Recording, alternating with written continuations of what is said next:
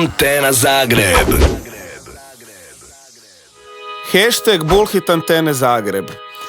Hashtag 015 gol razlika.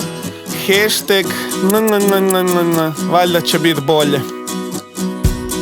Bilo je 15 u našoj mreži. Ja sam sve čekao kraj te priče. I tad sam si rekao, joj, loše se piše. Pa svi od reda na amatere sliče. Al evo pred Bogom priznajem sada, i odluka je poprilično laka. Za godinu dana navijat ću opet, da bar nekom ga metnu u Ligi prvaka.